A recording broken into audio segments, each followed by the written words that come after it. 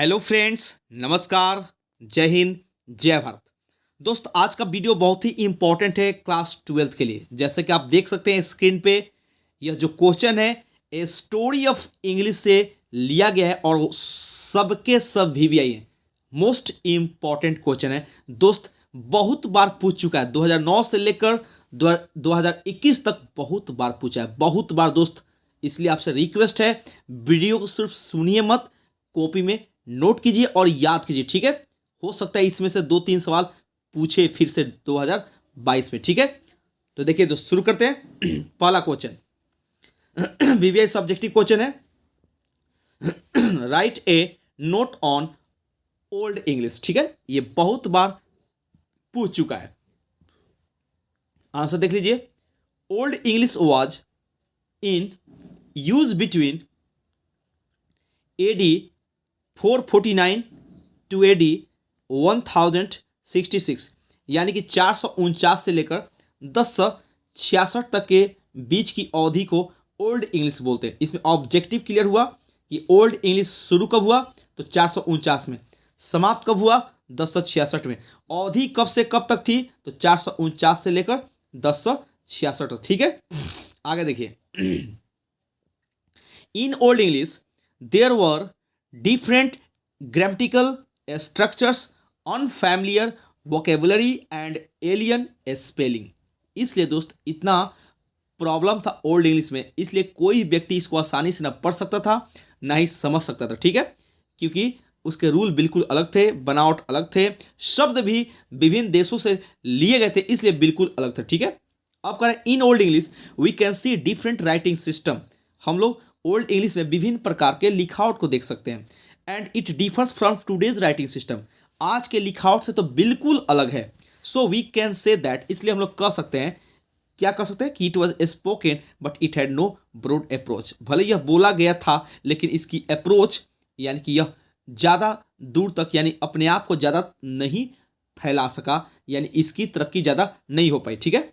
अब आइए next 2 number question देख लीजिए। VVI note on a story of Indian poetry. कह रहा कि in India poetry began to be written as early part of 19th century. ये भी एक ऑब्जेक्टिव बन गया कि इंडिया में, यानी इंडियन इंग्लिश पोएट्री की शुरुआत किस शताब्दी में हुई, तो याद करना 19th सेंचुरी। यानी साथ साथ आपका सब्जेक्टिव भी और साथ साथ ऑब्जेक्टिव भी दोनों क्लियर हो रहा है, ठीक है। अब करें भाई साहब, लुइस विवियन डेजोई, ये सब नाम है। काशी प्रसाद घोष, तरु दत्त, ETC, बहुत सारे ये हमारे पोएट हैं, English poet.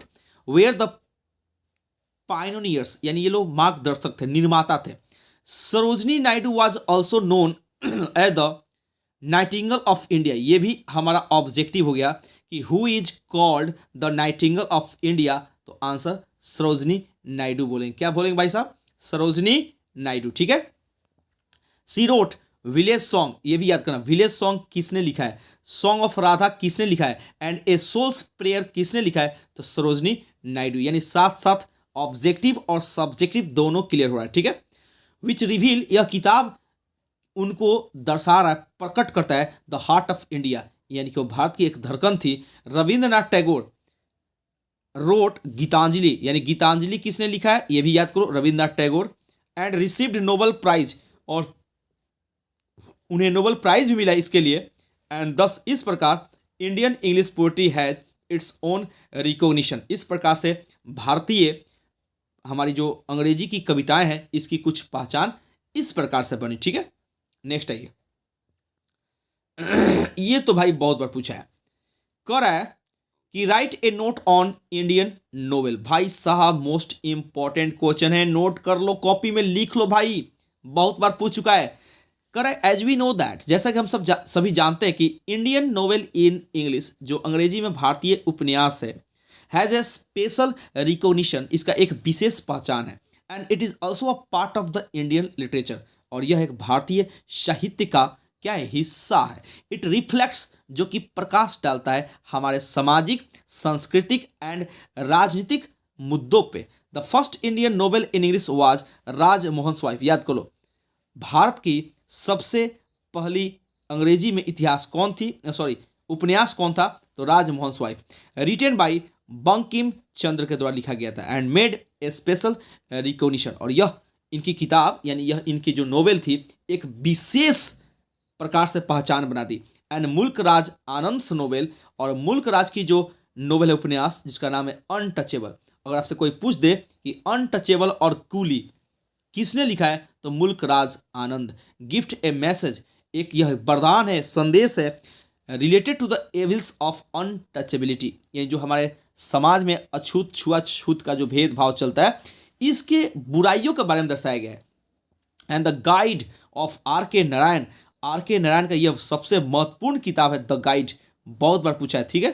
And the serpent and the rope and Kanthapura of offer Raja Rao important works, ये राजा राव की महत्वपूर्ण किताबें हैं। And many other Indian novelist, और भी बहुत सारे हमारे भारतीय उपन्यासकार हैं like Khushwant Singh, K S Duggal, Manohar Malgaonkar and Anita Desai etc made an important position in Indian English novel. इन्होंने भारतीय अंग्रेजी के उपन्यास में बहुत ही महत्वपूर्ण स्थान को बनाया है। एंड लेटर बाद में many novels way written by many other Indian novelist, और आगे चल के बहुत सारे उपन्यास को लिखे गए बहुत सारे भारतीय उपन्यासकारों के द्वारा, ठीक है। ये क्वेश्चन तो भाई बहुत बार पूछा है।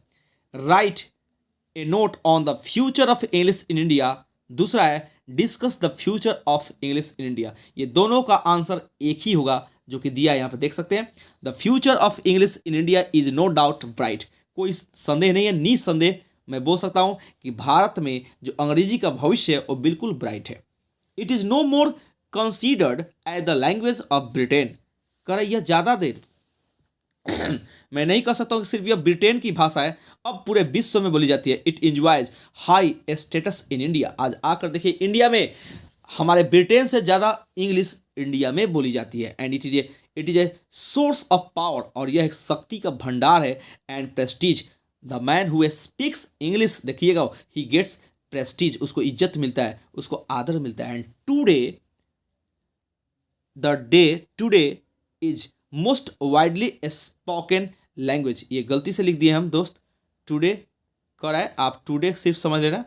टुडे इंग्लिश इज, यहाँ पे इंग्लिश होना चाहिए, today English is most widely spoken, यहाँ पे okay, spoken language all over the world, या आप यहाँ पे चुपचाप कर दो it is, today it is most widely spoken language all over the world and it has brought the people of different Nations, और विभिन्न प्रकार के विभिन्न देशों के लोगों को यह एक साथ लाया है एक प्लेटफॉर्म पर। And different mother tongues very close to one another, और विभिन्न प्रकार के मातृभाषा वाले भी व्यक्तियों को एक साथ जोड़ दिया है, इसलिए अंग्रेजी एक ग्लोबल लैंग्वेज बन चुका है, ठीक है। अब करें यहाँ पे, it has got the status of an international language, यह एक अंतर्राष्ट्रीय भाषा के रूप में अपना स्टेटस मैंने उपाधि बना चुका है। And it gives us million of job for Indians via call centre, जाके देखिए कॉल सेंटर में बहुत सारे भारतीय काम कर रहे हैं, domestic call centre and international call centre. Every work of science and technology depends on English, आज हमारा जितना भी साइंस और टेक्नोलॉजी का जो लैंग्वेज है वह अंग्रेजी है, और इसी पे डिपेंड हर एक research, okay. India is marching forward in this fields, और भारत धीरे धीरे इन क्षेत्रों में बहुत तेजी से आगे बढ़ रहा है ड्यू टू इंग्लिश के चलते। इसलिए कहा जा सकता है कि भारत में अंग्रेजी का भविष्य फ्यूचर बहुत ही ब्राइट है, ओके। इसलिए आप सभी लोग इसको कॉपी में नोट करना और याद करना, ठीक है। ये है भाई साहब पार्ट 1, ये क्या है पार्ट 1, और इसके बाद हम वीडियो अपलोड करेंगे पार्ट 2, ठीक है। इसलिए आप सभी से रिक्वेस्ट है, प्लीज़ मैं बार बार रिक्वेस्ट कर रहा हूँ कि इसको आप ज़रूर कॉपी में नोट करना, और मैं 10 क्वेश्चन दूंगा, कितना 10 क्वेश्चन, और 10 में से भाई याद रखना कि निश्चित ही एग्जाम में आएगा और आपका 10 मार्क्स क्लियर, दुनिया का कोई नहीं रोकेगा, ओके। अगर आपको PDF चाहिए इसका तो मेरा टेलीग्राम चैनल आप ज्वाइन कर लेना, टेलीग्राम पे मैं इसका PDF भेज दूंगा, ठीक है।